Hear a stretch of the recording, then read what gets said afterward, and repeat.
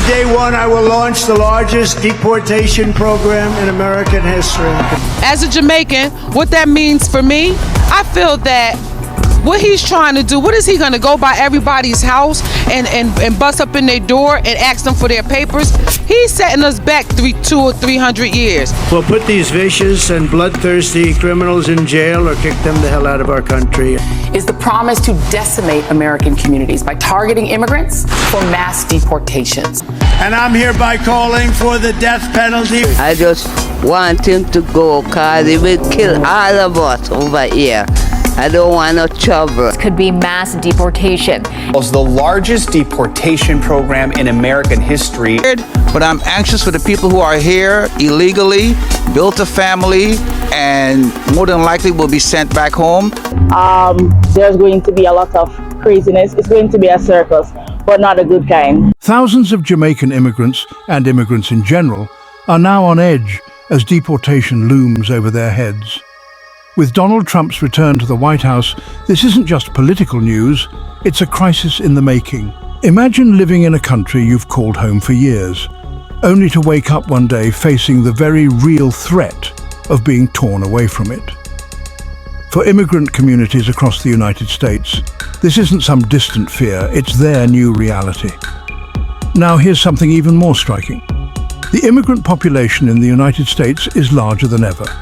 In states like New York and Florida, entire communities, especially those of Caribbean descent, are woven deeply into the fabric of American life. For Jamaicans in particular, places like Brooklyn, the Bronx and Miami have become synonymous with home. These are neighborhoods where Jamaican culture, language and food have flourished, where people work hard, pay taxes and contribute to the economy just like everyone else.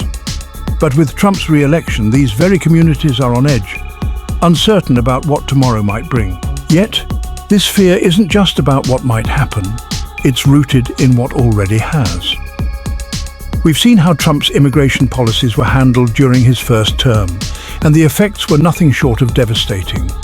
Families separated, neighborhoods raided, and a climate of fear so pervasive that it made people question their every move. That was just the beginning. Keep watching because further down in this video, we'll reveal the full scale of what might be coming. It's more than just policy changes, it's a direct impact on people's lives. As we step into this new era, it's essential to look at Trump's stance on immigration. He's made it clear that he views immigration as a threat, something to be dealt with rather than a vital part of the American story. This isn't just speculation. It's a message he's repeated over and over, with promises to take back our country and secure our borders by any means necessary. In Trump's vision, deportation isn't just a tool, it's a priority. And now, with power back in his hands, he has the influence and authority to enforce it on a scale we may have never seen before. But this isn't just about words. Trump's approach to immigration sends a powerful signal to immigrant communities. To him, America First isn't just a slogan, it's a mandate to reshape who belongs and who doesn't. Immigrants, particularly those without documentation, now feel the walls closing in. And for Jamaicans in the United States, the anxiety is palpable. Families who've spent years building lives here, working jobs, contributing to society, and raising children who know no other home, suddenly find themselves wondering, are we next? If you are enjoying this video, please give us a like and share it with a friend. It does amazing things for the YouTube algorithm. Thank you. And speaking of communities, let's talk numbers. The immigrant population in the United States stands at around 45 million, with immigrants making up about 14% of the total population. That's a substantial portion of America's workforce, its economy, and its cultural diversity. In New York alone, Jamaican immigrants have carved out a significant presence, from small businesses in Brooklyn to cultural institutions across the city. Florida isn't any different. Cities like Miami have become havens for Caribbean culture, with Jamaicans playing a crucial role in the local economy. For Jamaican communities, the stakes couldn't be higher. Think about it. These are people who have contributed to the US economy for decades. They've built businesses, paid taxes, and become essential workers in industries ranging from healthcare to hospitality. But the fear isn't just about losing jobs or homes, it's about losing stability, security, and for many, the only life they've known. And it's not only Jamaicans feeling this weight. Immigrants from all backgrounds are bracing themselves, fearing that Trump's return could mean the end of their American dream. And if you're finding value in this breakdown, don't forget to hit that subscribe button. Your support helps us bring you content that sheds light on the stories that matter, the ones that affect real people's lives. Together, we can dive deeper into these topics, giving voice to those who need it most. But we can't ignore the history here. We've been down this road before, and the memories are still fresh. During Trump's first term, policies like family separations and travel bans weren't just political statements, they were lived realities. People saw their families ripped apart, faced with impossible choices, and an immigration system that seemed more punitive than protective. For many immigrants, including Jamaicans, this period marked a time of heightened fear and insecurity. And while some found ways to stay resilient, others faced the full weight of the government's crackdown on undocumented residents.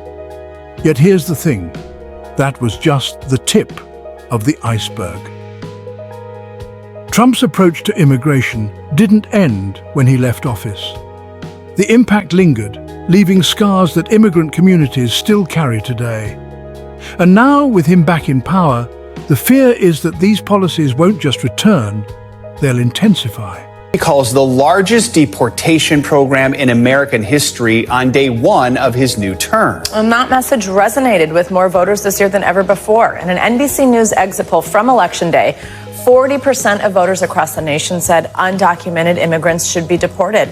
That's a 15% jump from when Mr. Trump was first elected to the White House back in 2016. This isn't just about one group or one community. It's about millions of people who are woven into the very fabric of this nation. And for those watching, what comes next might just shake the foundations of America's immigrant legacy. Keep watching, because as we go further, we'll dive into Trump's new power dynamic, his control over the Senate, the House, and possibly the judiciary. This isn't just political theater. It's a setup that gives him unprecedented power to turn his immigration vision into reality. And if you think the policies we've discussed so far are tough, the ones coming up may be even more drastic. And if you haven't subscribed to our channel as yet, now is the time. You've watched so many of our videos already. Help us to get to 10,000 subscribers. But here's where things take an even more significant turn. For many, Kamala Harris represented hope, a symbol of diversity, inclusion, and the idea that the American dream is still alive for everyone. Harris, with her immigrant roots, stood as a figure who understood the struggles and aspirations of immigrant communities.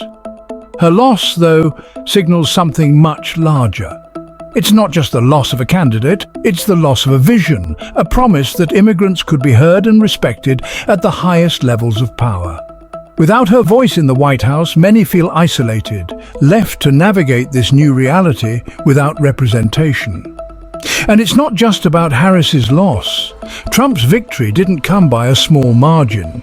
He swept the electoral votes, winning by a decisive number that shows his support across the country remains strong. But it's not just the presidency he's secured. Trump now has control over both the Senate and the House.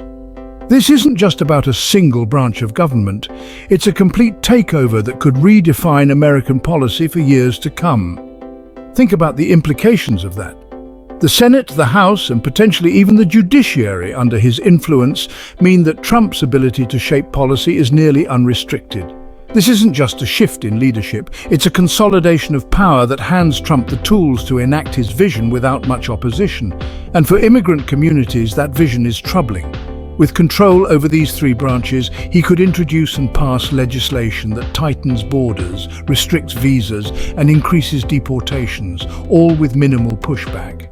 And if you're with us so far, don't forget to subscribe to Thriving Threads. Your support helps us keep bringing you content that dives deep into the issues that affect real lives. Let's keep shedding light on these crucial stories together.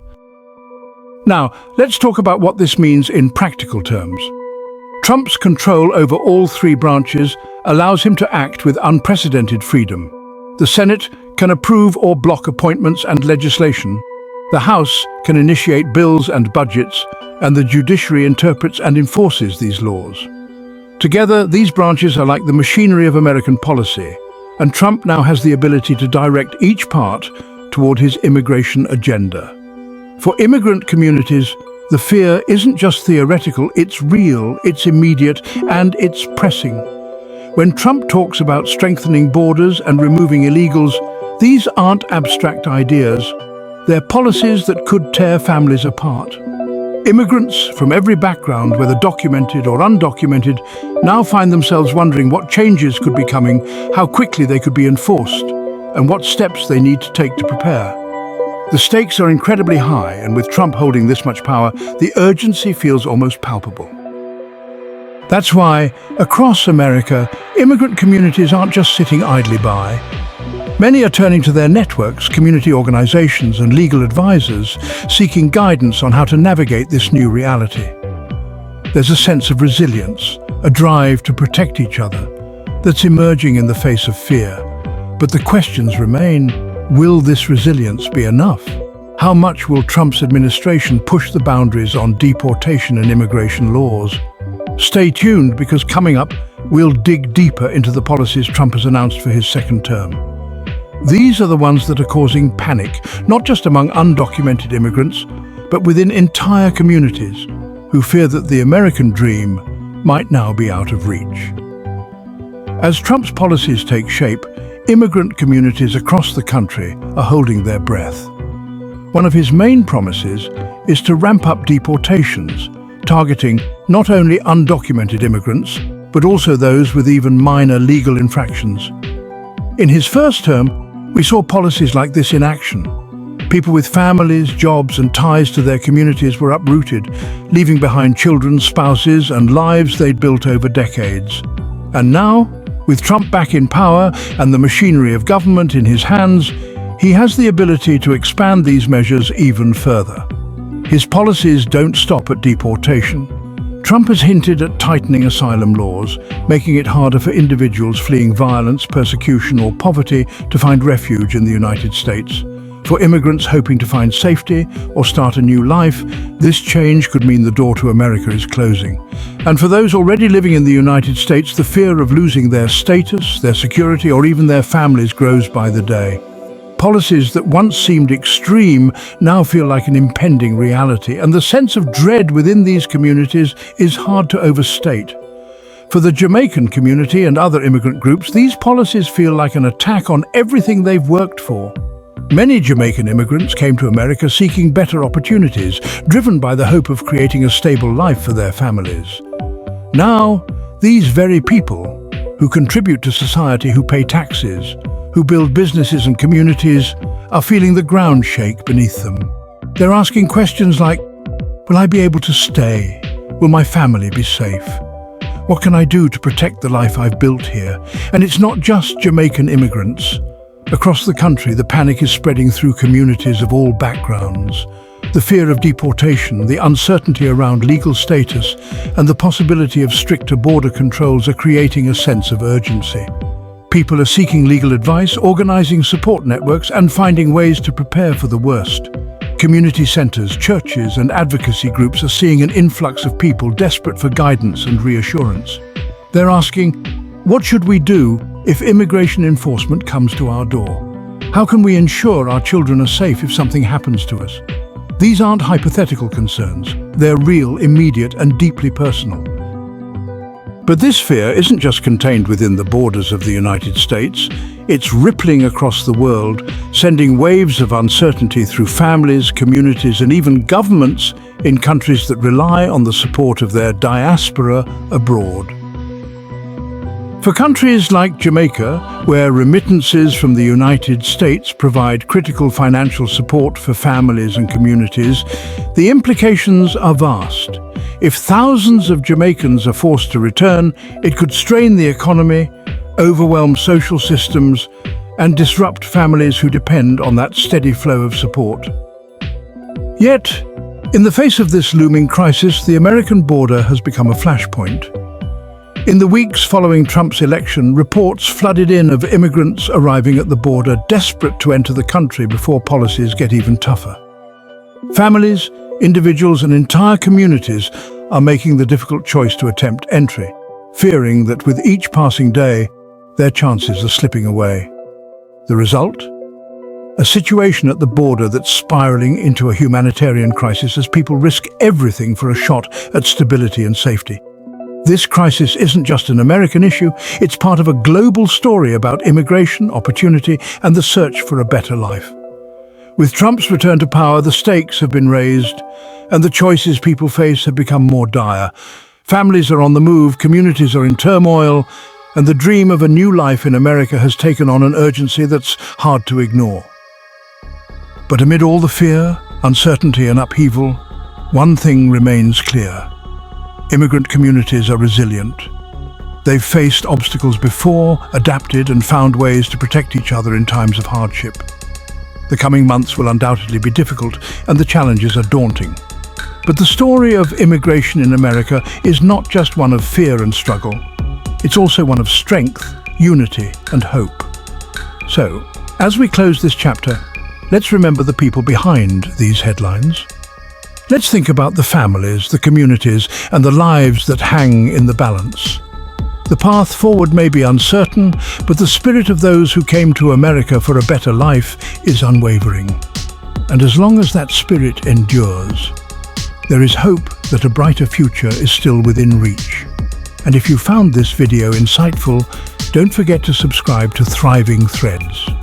Together, we can continue shedding light on these crucial issues, bringing voices to the forefront and reminding the world that behind every statistic, there's a human story that deserves to be told.